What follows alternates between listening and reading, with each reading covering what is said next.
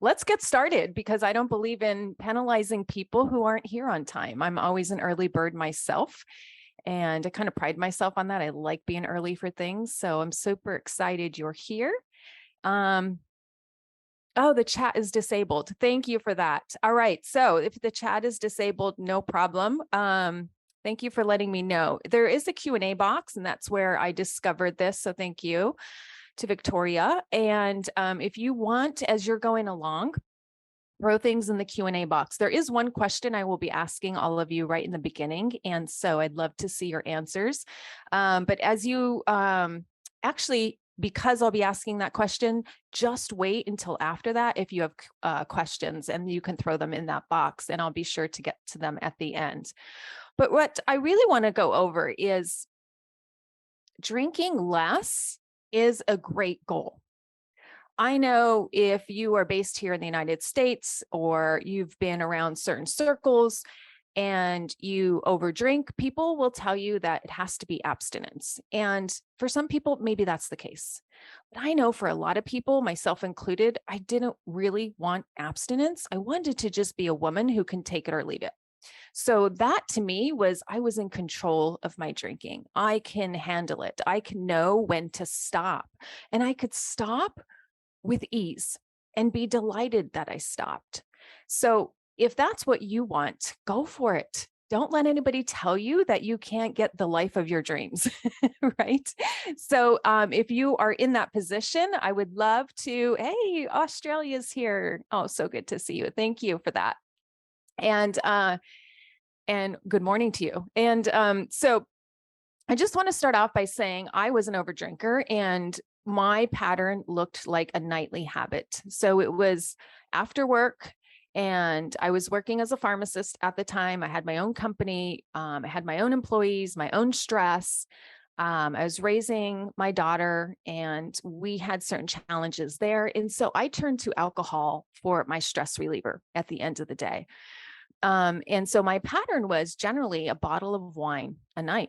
And I would say that was mainly 5 to 6 nights, and a lot of months, 7 nights consecutive, right? So every single night of the week. And so there would be months where I'd go constantly drinking every night without any breaks. And so that just didn't feel like a good amount for me. And we'll talk about why that is. And I just didn't want to be doing that. I knew it wasn't healthy. You know, as a healthcare practitioner, I'm like, I just don't want to be doing this. And I know it wasn't benefiting my life. So then I left that, and I became a coach for women. I started off doing weight loss and helped many women lose a lot of weight, or just the last 10 pounds. That is the stubborn 10 pounds to get off. And then I transitioned to helping women with alcohol. So with that, I want to get started and to ask you a very important question. I think this is one of the most important questions you can answer for yourself. And it's going to be the first part of this process. So I want you to tell me why it is that you drink. Why do you drink? Right? So that'll be our first question. And if you throw that in the chat, I'd love to, or not the chat, I'm sorry, the Q&A, I'd love to see your answers. Why do you drink? And if that seems not clear enough, what makes you want a drink? So back in the day, just to go back to, gosh, years ago, I was a professor at a pharmacy school, and we used to call it death by PowerPoint. So anytime the lights went down, the PowerPoint slides came on, all my students went to sleep. So I have a bit of an aversion to PowerPoint. I like more interactive. And so I love the flip chart behind me. All right. So it feels good. Okay. Yeah.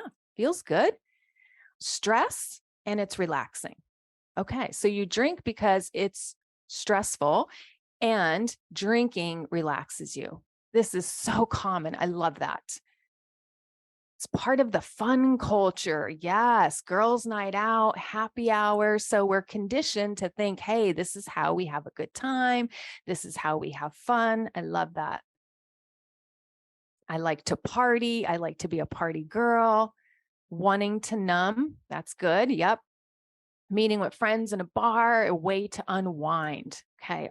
I'm going to highlight some of these and come back around. Love the taste of it and the habit. Yeah. To buffer out my anxiety. Yes. Anxiety is a big one for people. Feels like a treat. It does feel like a treat. Yes, for sure. To quiet the chaos. I love it. I love it. I hear a lot of women say, oh, I just get so much mind chatter. Like my mind is constantly on. I just need to shut my mind down or turn down the noise. Yeah. Boredom, loneliness is another one. Transition from work to play. Yes, a lot of us use that. I did. As soon as my workday was done, you know what that meant? I get to close this office door, walk out there and start chugging, right? Just hit the fridge, hit my happy hours and just go, right? So it was such a transition piece in my life for sure. So I want to just highlight some of the big ones I hear a lot from women. Stress. I had a long day. I need to unwind. Anxiety, boredom, loneliness. There's nothing else to do, or this will keep me company. How many people call it their friend? I used to say, I love alcohol. It's my friend, right? It just felt comforting. And so I love peeling back why we do what we do. Because here's the thing, drinking is what people tell us we have a problem with. But I will tell you that your brain sees drinking as a solution. And if you listen to my podcast and you've read my materials, you know that if we treat drinking as the problem, we're missing it. We're missing how to decrease it in our life for good because we're chasing the wrong problem. So if you have anxiety, if you were one of the ones that wrote in, or maybe didn't write in, you're like, yeah, I drink because I'm anxious at the end of the day. You have an anxiety problem, not a drinking problem. If you are drinking because you're lonely, you have a loneliness problem, not a drinking problem.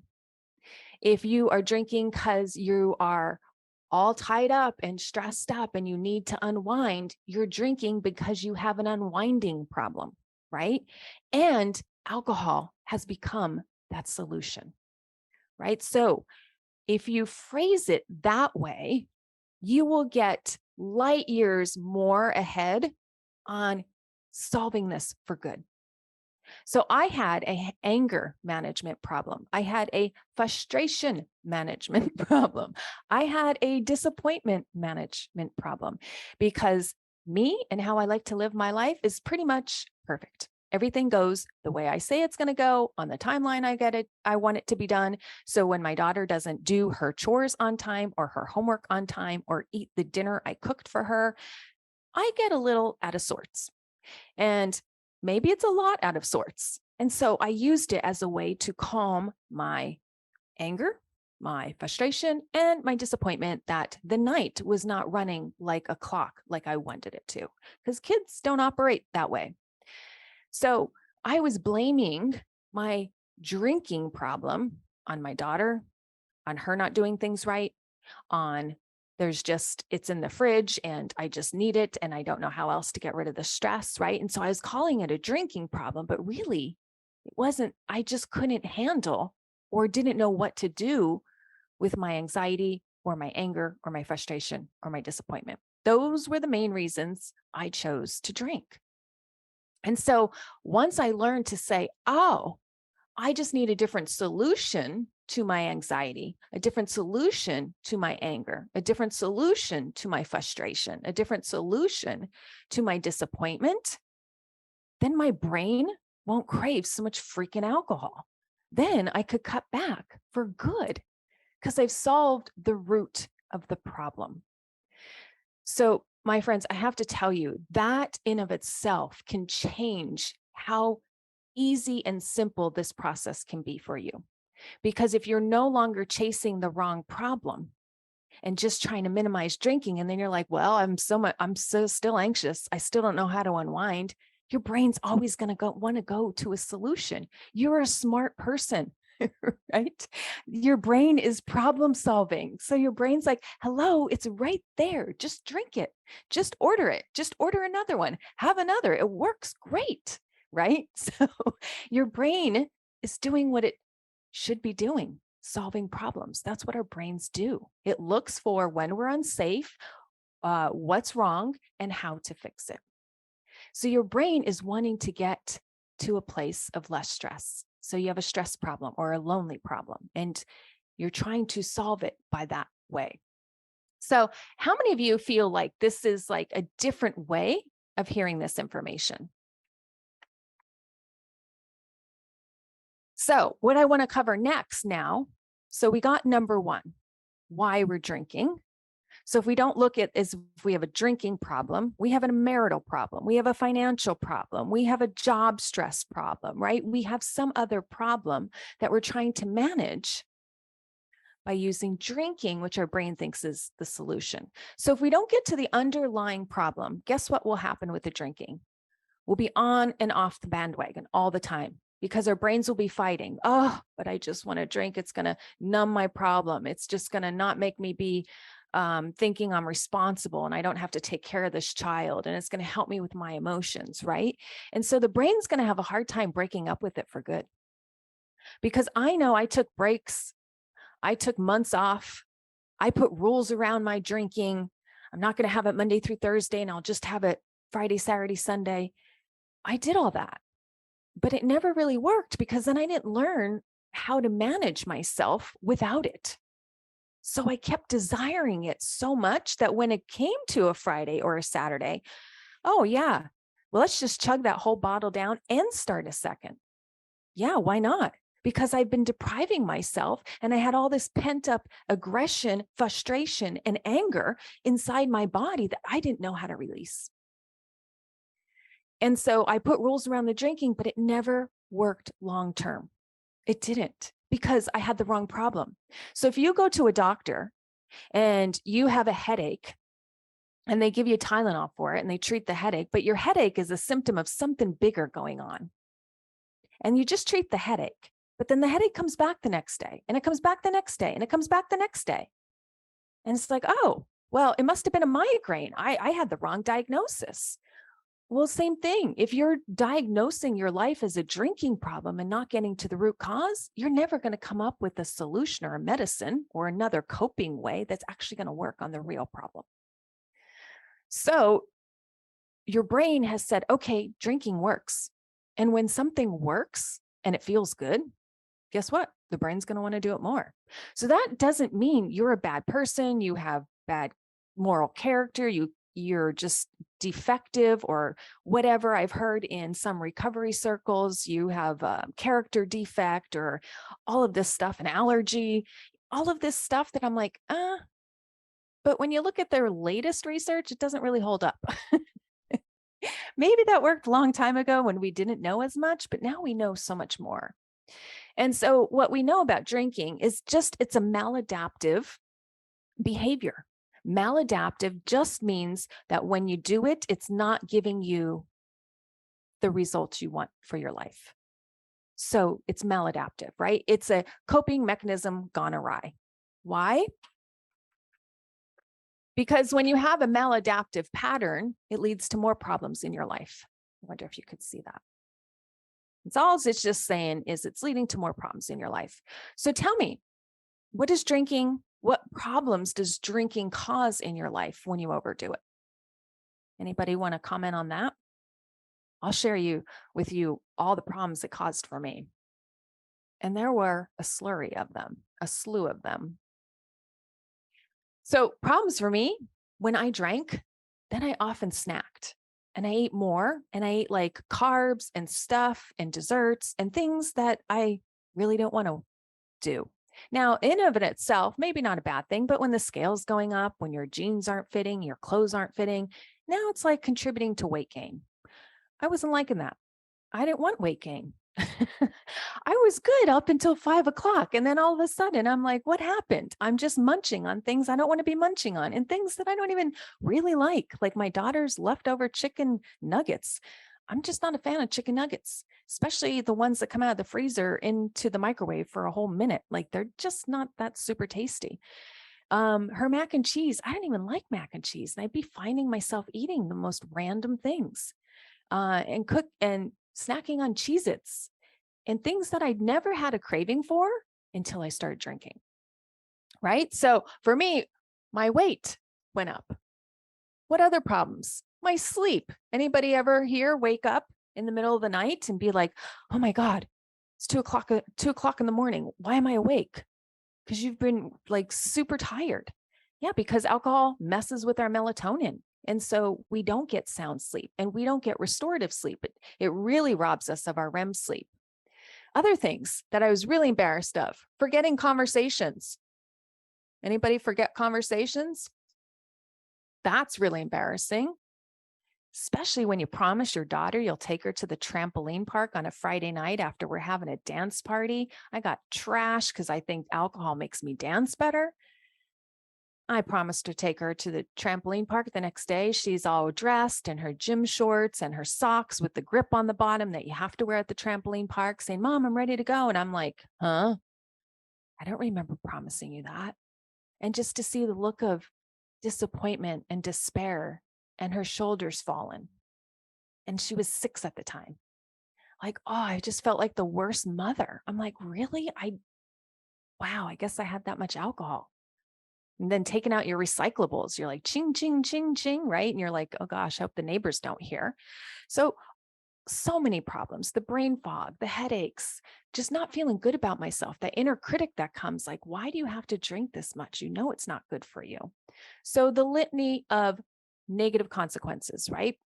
So that's a maladaptive behavior. Why? Because I know that that behavior does not align with my goals and my values. I value health.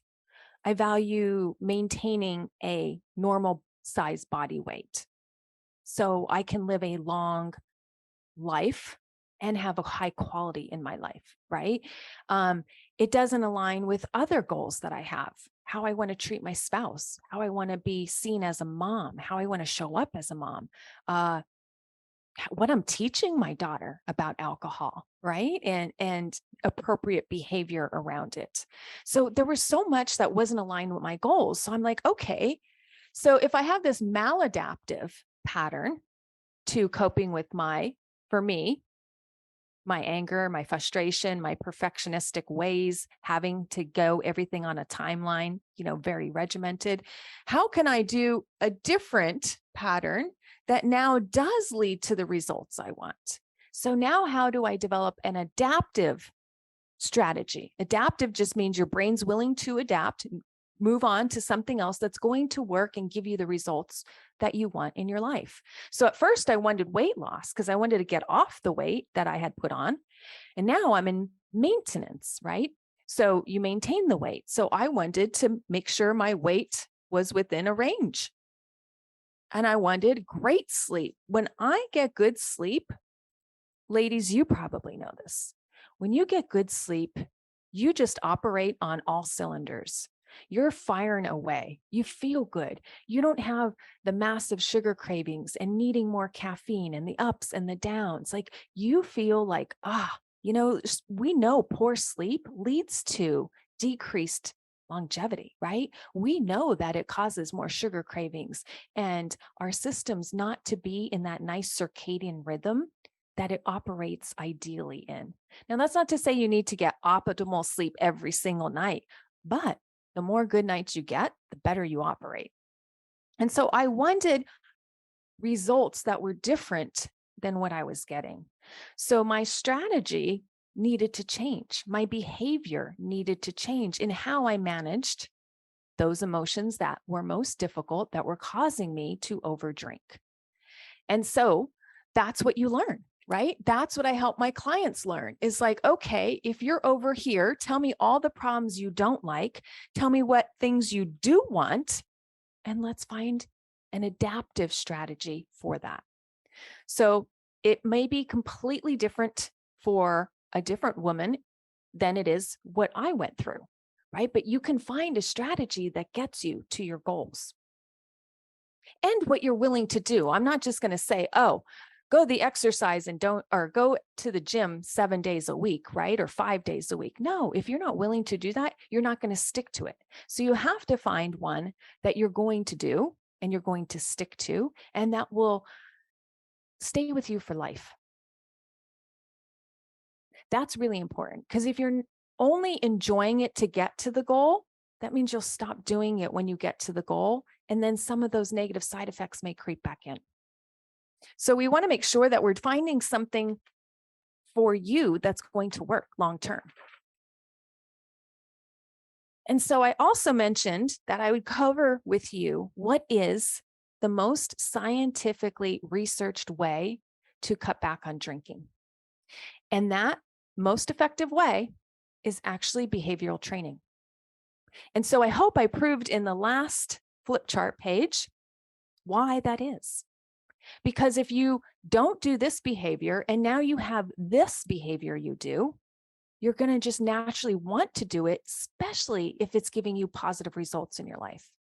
So behavior training is the most effective way that we know right now in 2022, with all the research that we have, as an effective way to cut back on alcohol for good.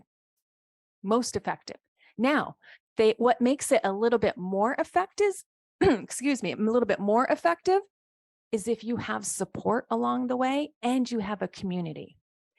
Because we are not meant as humans to operate in isolation. We are meant to be with one another and learn from one another. It accelerates our own growth. It accelerates our own transformation. So when you are around other women going through on the same journey as you are, and you're picking up, oh, she did this, and that's a behavior strategy that worked for her. And that one, oh, well, that's not going to work in my life, or I'm in a different phase of my life, or I don't even want those goals. So I'm not going to explore that strategy. So when we come together and talk, we really learn from each other, especially when we are results focused. And in my program, very results focused. We look at the problem causing it, and then we solve for it. And we solve for it in a behavior type of way because it's the most effective. So why not do what the most effective strategy is? Okay, so hang on one second. Let me take a sip of water. So couple caveats to behavior training.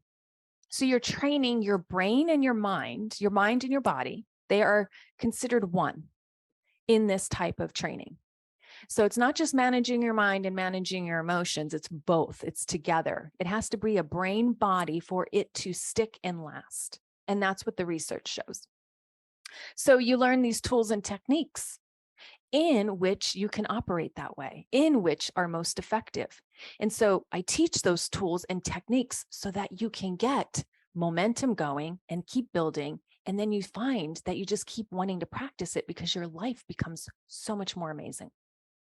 Now, a big caveat they find in the research, big caveat here. If you are learning these tools from somebody who you don't feel safe around, their story doesn't resonate with you, there's just something about it that you're like, yeah, I'm just not taking it seriously, or I'm just not giving it my all, the effectiveness will fall. And the biggest area for women is to feel safe and seen and understood in that relationship. So the relationship, not just the tools, but also the relationship impacts the effectiveness of this. So I want to tell you that because it's really important when you do get help that you feel that they are aligned with your goals, that the process makes sense to you, and that you feel comfortable, not confident, comfortable sharing about yourself. And I'll be explaining why and here in a little bit why that's super important. So the support and community is because when we can see our problem in somebody else, guess what that does for us? Especially as women who, if you're a high achiever and you like to make others happy and please others, and you see your story in another woman that's similar to you, you know what that tells you? That you're not defective, that, oh, this just must be the way that some women operate. And it starts lowering that shame. And when you can drop that veil of shame and regret and embarrassment, that's when you can fully embrace behavioral change. It's very hard to change behavior when you're hanging on to fear, or when you're hanging on to shame, or when you're hanging on to past regrets. You can do it. It just takes a lot longer and it's a lot harder. And so when you come in community and you can see, oh my gosh, she's in the same profession as me and she struggles with the same way, and she's got kids the same age, or she's an empty nester, or wherever. I help so many types of women, right? In all walks of life. And when they can come together and see that, that's how she's solving the struggle that I'm faced with, you learn from each other. And that creates safety, and that creates more quick and rapid transformation. So I love the word safe, because women, if we don't feel safe, you know what we don't do? We don't open up. We hide. And when you hide, it's the cycle you go back into of just over drinking. Nobody understands me. Nobody gets me. Nobody can see me. So I might as well just keep drinking.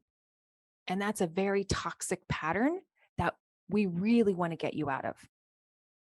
So I said I'd come back to this feeling of safety. For a lot of us, some people, maybe even ourselves, we've given up on it.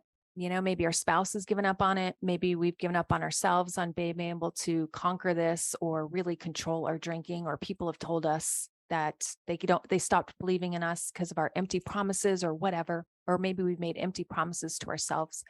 So if we're hanging on to any of that guilt that's leading to shame, those emotions become stuck in the body. So there's some great books. I'm trauma informed. I've done some courses on this. You really want to understand. And when I say trauma, I really want to define that. You're an outlier if you haven't experienced trauma. I don't just mean big T trauma, abuse, rapes, all of that. I mean small T trauma, being rejected in 7th grade, being made fun of, being told something sarcastic or snarky by an employer or a teacher that you're not going to excel in this one area, or being put down by your parents. All of that is a form of trauma. And if we don't metabolize that, our body hangs on to it. And we may not even know we're hanging on to it, right? So I've done inner voice work and I've been certified in that process, because if we don't release this from our body, we just keep carrying around that emotional baggage. And that's what's getting in the way of us really cutting back for good. So they need to be metabolized. And I love this word. I love this word. I heard it about a year ago. Our emotions need to be metabolized, because I always used to say they need to be processed. And to me, that's like you send them out to a factory and they get processed, right? But metabolized is an internal thing. So it's a way that I teach my clients that they could start metabolizing past hurts, past traumas, old traumas. So we can release those from the body, because that's what we want. We want those out of our body. If not, they cause us pain, they cause us suffering. And even if it's just holding us back from doing little things, let's just remove it from the body for good. So they need to be metabolized. And being a pharmacist in the past, I love the word metabolized, right? Or drugs get metabolized, alcohol gets metabolized. Like that's a term that I'm very comfortable and familiar with. All right, so we got to metabolize those emotions. We need to get those little Pac-Mans in there and eat them up, and then we spit them out of our body so they're no longer holding us back.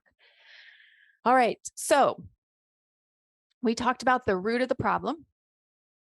It's not the drinking, that's the solution. We need to get to the root, what's causing the drinking, right? So some people call that your triggers. Excellent word. What triggers you to drink, you should know, and start solving for that. For a lot of people, especially women, it's emotional. Men, their drinking can be more circumstantial. And I'm not saying it's not circumstantial for women, but for women, there's a high percentage of women that just drink for the emotional comfort that it brings, right? We can't handle, or we've been told not to cry, or crying is weak, or we got to keep it together, or we have this idea. And sure, in the workplace, maybe you do need to keep it together, but then you need to metabolize those emotions that you've been keeping in. We can't just keep bottling them and drowning them with alcohol. That won't work long term. That'll give us negative consequences to our health. So when you're metabolizing them, you're learning ways to do that. So I call this third process, or this third step in the process, is building your toolbox. So you're going to learn tools, skills, strategies to manage difficult emotions that cause you to drink, manage difficult situations that cause you to drink, right? Some of the women in the program right now are going through tough times in their marriage. And some of them are choosing to leave the marriage because it's really wreaking havoc on their health and their emotional health. And they're going to drinking to cure that, right? To numb from that, not cure it, numb from it. But that's not a good strategy. Let's look at what's wrong in the marriage and fix that. And if it can't be fixed, then maybe we get out of the marriage, right? We got to fix the root of the problem. And if there's financial stress, we got to figure out how we're going to do that. So you may know that I recently changed the name of my program to EpicYOU because we work on your entire life. We don't just work on drinking, because drinking is not the root of the problem. It's part of the problem. It's the coping mechanism that's causing other problems in our life, right? So it's not that we don't work on that. We just work on your whole life. Because if not, this drinking piece will come back. It'll come back in. And so you want to build your toolbox. And a lot of the strategies are around emotional management that I teach, resilience, right? Anxiety. There's a whole course in the program on how to manage anxiety, how to manage any difficult emotion, looking at how to identify your triggers. Because some people are like, I don't know why I drink. I just do it all the time. It's such a habit. I don't even know. It's like the clock tells me. That's what I went to my coach with. I'm like, it's 5 o'clock. That's why I drink. I had no idea. It was because of anger and disappointment. I had no idea when I first started doing this work. And I said, are you kidding me, lady? It's a drinking problem. Like I just was hell-bent on telling her what was going on in my life. And so when I started peeling back the layers, it's like, oh, I see what you're saying. So sometimes you don't even know what's under the hood. We got to pop the hood and figure out what is driving the problem. Now, here's the thing. There's going to be a few things that cause us to overdrink, and we don't need to solve for all of them. But if we solve for the major one or two, oh my gosh, your life is like night and day different. And then we can start working on the others. But if you just solve for the first one or two, I'm telling you, night and day difference in how you feel and your ability to start learning the tools so that you can keep drinking less. And if you know my story, I was at about 35 to 42 drinks a week, depending. And my first go at this work and doing it and learning some tools, I got down to 12 drinks a week. That was huge. Just think of that. It's like a 60, 70% reduction in my drinking. It's amazing. Right. And then I kept doing and learning more tools to get at the little pieces that were still like causing the drink to go up a bit. And it's like, oh yeah, that's a problem I didn't identify. Yeah, let's work on that. And now I can completely control my drinking. Some weeks I have none, some weeks I have 6, right? I'm just in control. I get to decide how much I get to drink. And it doesn't catch me off guard or by surprise. So when you build your toolbox, you're getting at the root of the problem. And here's why I love EpicYOU so much. It's because we're looking at your entire life, not just the drinking piece. The drinking piece is an important part, and we do look at that. But we really assess how to make your life one you love. Because when you have a life you love, guess what? You don't want to escape from it. You may still go out to the bar with a friend and have a drink or two, but then you're like, yeah, I'm good. Done. And you don't have desire for more because you're not feeling like you got to fit in, you got to keep up, you got to do all these things. You've released yourself from that with the tools. And so I love it. And here's something else I want to talk about. When I was drinking, I would start at 5 o'clock, right? It was like almost my body knew. It's like drinking time, it's 5. Even if I wasn't done with my work, I would feel like, that urge to go drink. My body knows it's 5 o'clock. And if you drink from 5, for me, it was 9 or 10 o'clock, depending on my bedtime. That's like 4 to 5 hours of, for me, continuous drip infusion with it, continuous drip of the drug. 4 to 5 hours over a 24-hour day. I spent like that's 16 to 20% of my day that I spent drinking. That really meant I couldn't manage the evening hours of my life for a long time. I didn't know how. I didn't do the evenings sober. I didn't know what that looked like. That was skills and tools that I had to learn. Like, whoa. When I looked at it like that, I'm like, that's a long time I'm spending drinking. And so when I started to really look at what's going on in my life that I didn't like, what wasn't I going after? What was I afraid to go after? What skills did I still need? That's when I'm like, oh, I don't need to drink that much. I don't need to drink that long. No, I don't need to run to alcohol, because you know what? When you fix the root problem, it's solved or it's reduced, and you don't have to run to alcohol. So that's when you can become in control of it and you're at peace with it. I don't have any issues with it. I trust myself around it, and it feels so amazing.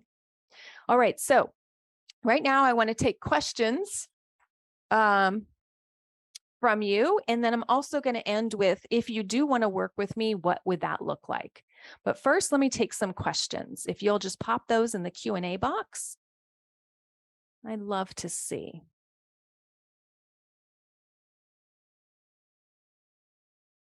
That's funny. Somebody wrote in here. Yes. Okay. So now I'm seeing some things that I didn't say. Yeah. The guilt, the self-loathing, totally. And somebody else wrote, menopause doesn't let you sleep anyway. Yeah. Well, sometimes our hormones are a bit out of whack, but if we can normalize more of our sleep pattern, wow, we really can do a lot of good for our body. Did you know that also alcohol messes up our hormones? It causes a secretion of estrogen, which is why it leads to breast cancer. So they used to say no more than 3 drinks a week, the American Cancer Society here in the US. Now they changed the guidelines in 2020 and they say no alcohol, because any amount of alcohol can increase estrogen, which disrupts sleep and which can make a cancer in the breast grow, particularly if it's estrogen dependent type of cancer. Yeah. So alcohol does cause a ton of disruption to a lot of hormones in our body, sex hormones, cortisol, stress hormones, the dopamine, the serotonin. If you know anything about serotonin, we discovered so much about this in just the last 10 to 15 years even. I always used to be a proponent of like Prozac and Celexa and all the SSRIs, but we're finding that that is not really helping much of the depression. It may help for a short period of time, but then people don't feel benefit from these drugs. And there's so much more to depression now that we're learning than just serotonin. And most of serotonin is made in the gut. So our gut lining, when it's healthy, our microbiome, when it's healthy, we will produce a lot of serotonin, and that's our calming, happy chemical. And so when we have a lot of serotonin, great. But you know what kills our gut lining? Yeah, alcohol. It's a toxin to the gut lining. It just rips it apart. So people who drink chronically are found to have lower levels of serotonin, which makes them more likely to be depressed and anxious and not calm and stressed out, right? So, and plus, after alcohol leaves your body, there's a rebound effect.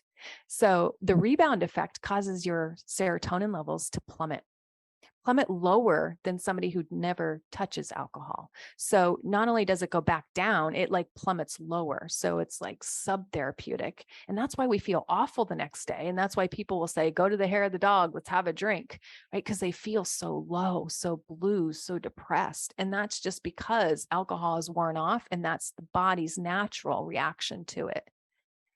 Okay. All right. So now I see some questions coming in. How do you overcome the fear of changing? Yeah, that's a big one. And I will tell you, there is fear. And I find that even the later in life, the fear becomes a little more pronounced.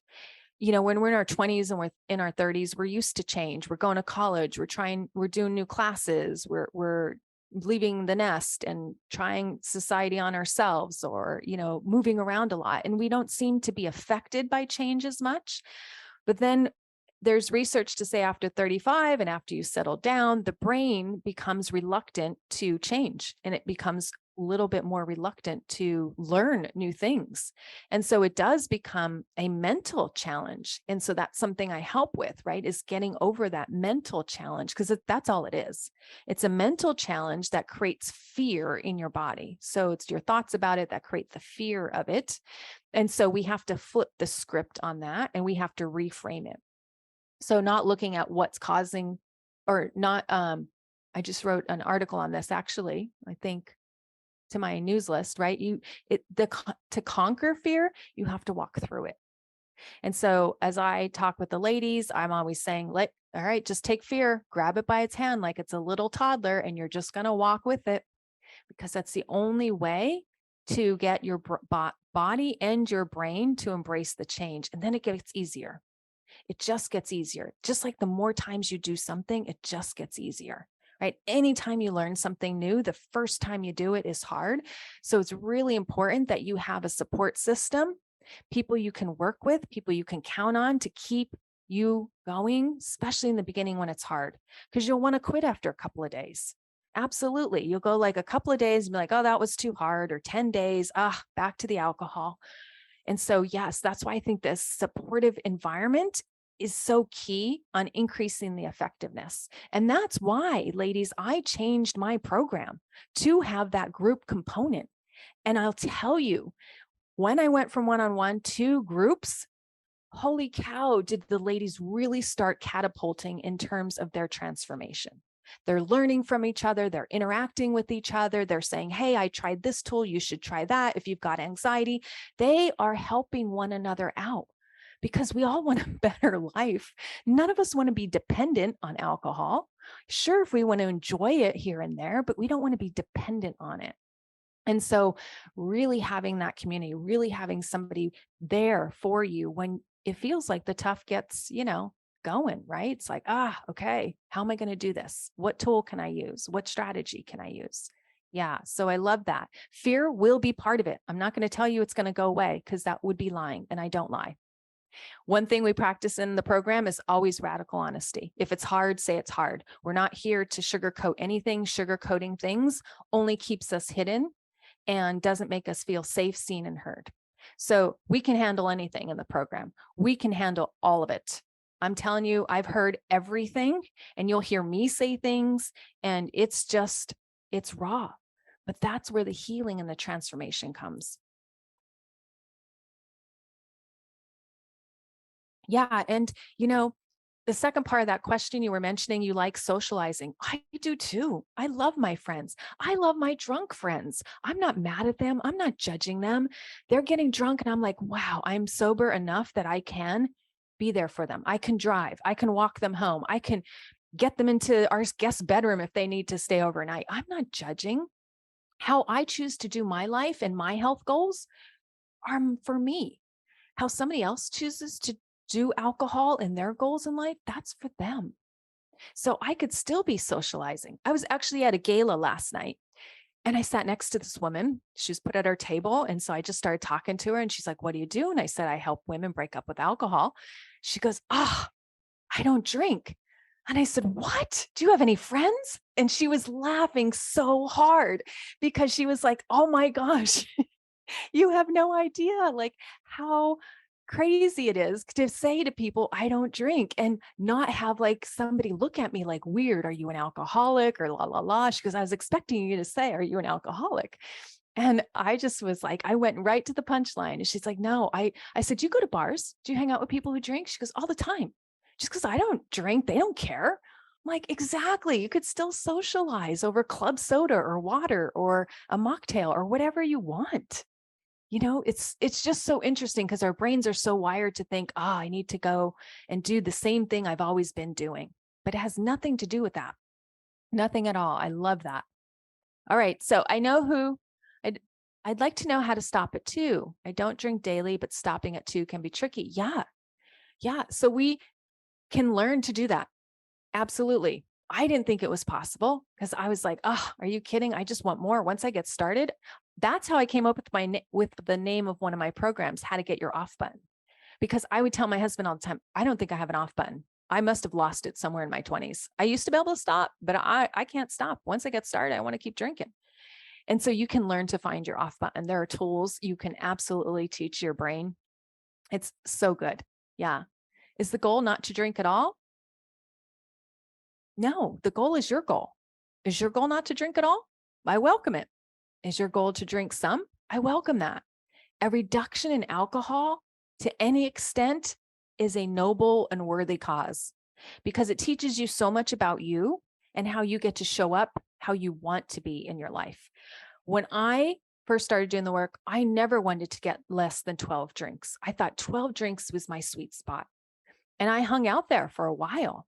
And then I was like, this doesn't feel like my sweet spot anymore. I want to go down. I kind of don't want 12 drinks, because I was having 2 a day mostly with 1 day off. And I'm like, I don't know if I like this. I don't know if this feels good to me. I want to go less. And so I learned more tools to go less. So your goals can change over time. As you go less, I find a lot of women going, this feels amazing and I'm loving my life more. I want to change my goal to go less. So you can do that. Absolutely. My Monday self is strong and determined, of course, especially if you've overdone it. Just speaking from experience. Whereas my Friday self just wants to let go and have fun. Yeah. So how can you get the result of letting go and having fun without relying on alcohol? You can still have a drink, but just not rely on alcohol for letting go and fun. And I could teach you how to do that without needing alcohol to do it. You still may choose to have a drink or two, right? But it's because I bet all week you're holding it all in, holding it together, white knuckling it, willpowering it to Friday. And that's because all of that pressure, we just constantly increase inside of our body. And our body's just like, I just want to release. And that's what we say. I want to let go. But you have to do things on Monday and Tuesday and Wednesday and Thursday that aren't building that stress, that aren't building that desire for it. And so that's what we practice, taking care of that. So we're not pent up. So we keep adding. And then Friday comes. And as the women will say, I feel like a pressure cooker. I just want to release. Yeah. All right. I'm vegan and I hang out with meat eaters, right? Right? Totally.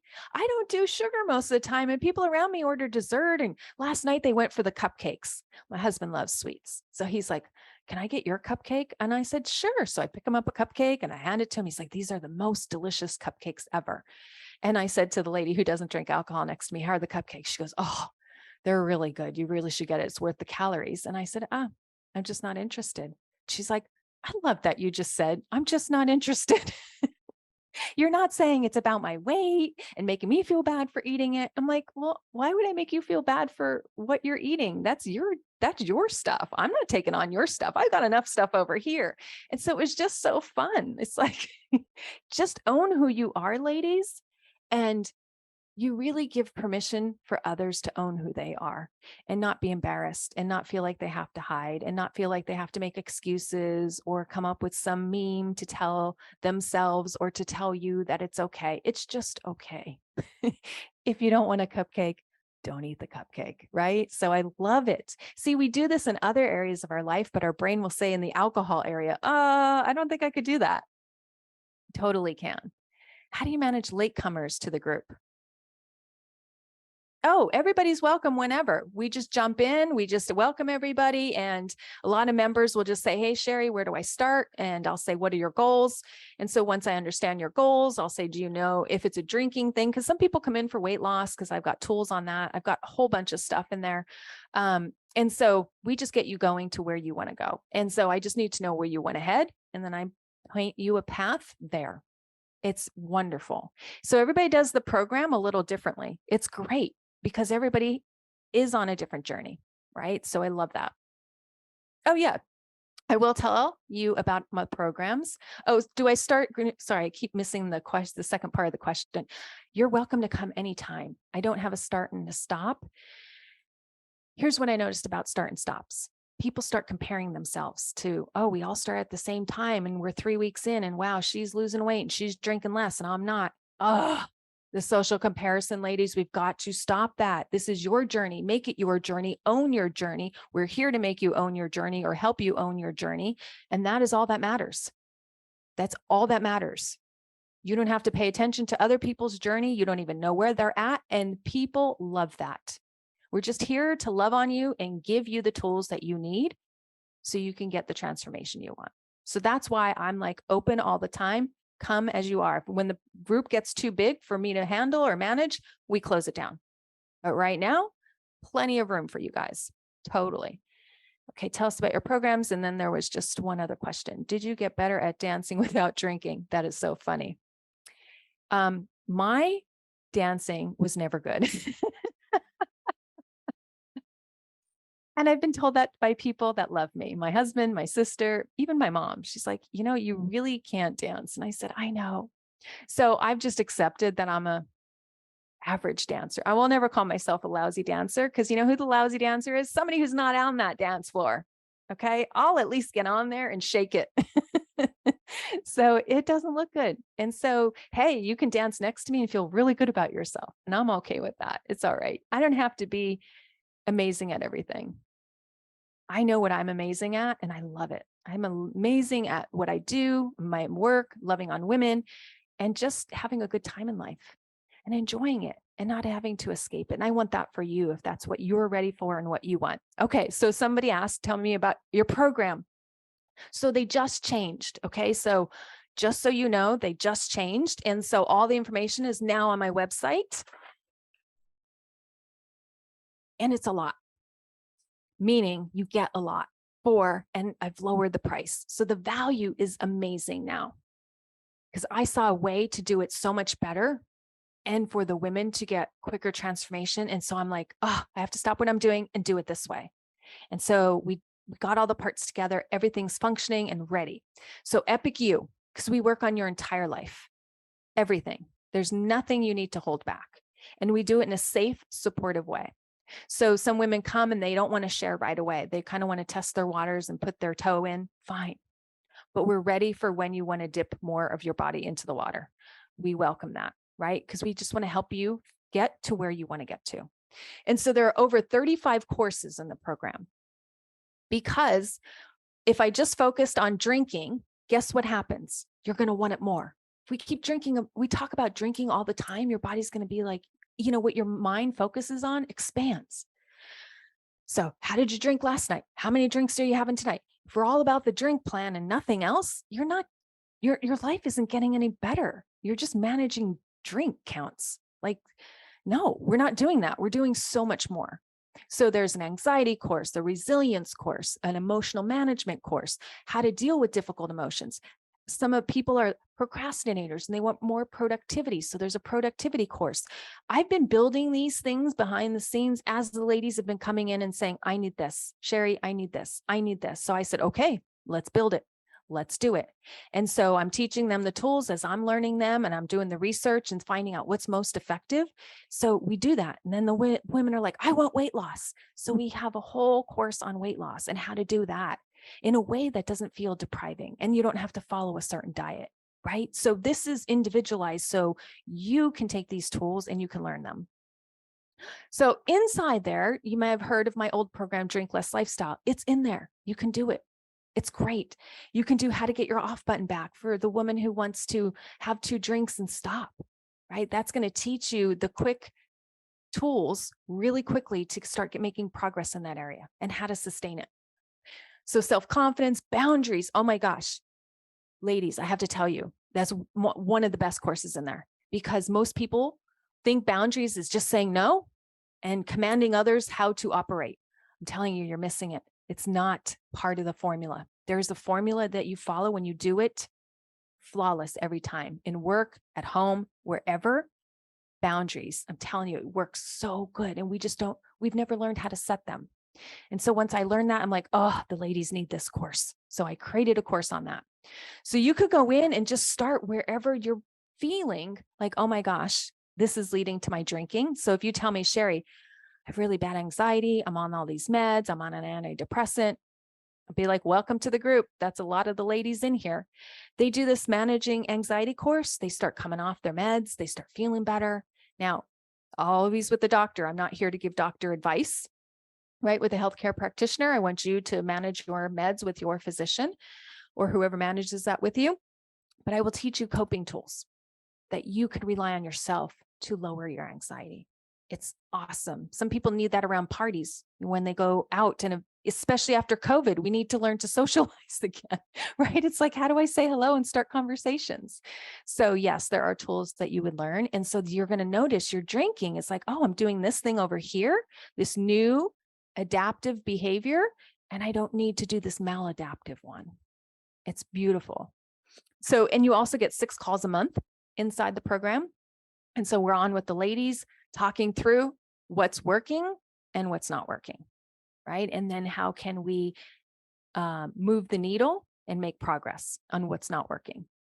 And then unlimited coaching. I'm in there all the time, chatting with them, talking with them, like, hey, where are you at? People love there's so many different ways you can interact with the ladies. You can do the accountability channel that people may report daily if that you find that helpful.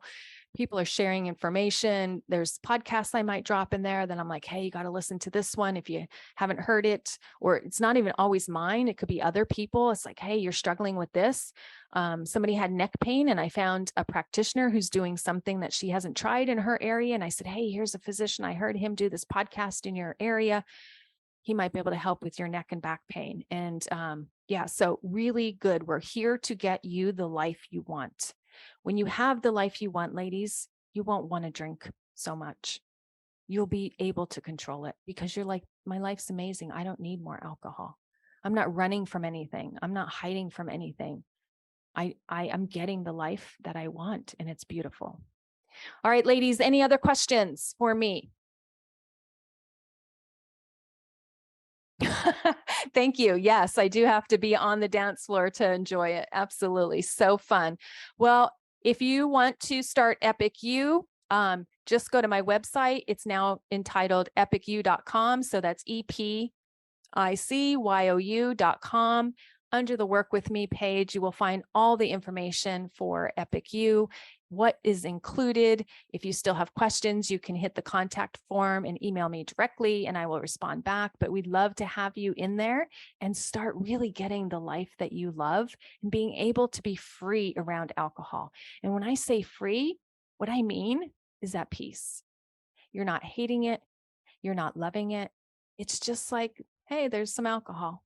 It doesn't have this pull on you. And that's what I love. I have peace with it, right? It's not like I have to avoid it. I have to change my friends. I have to change anything else.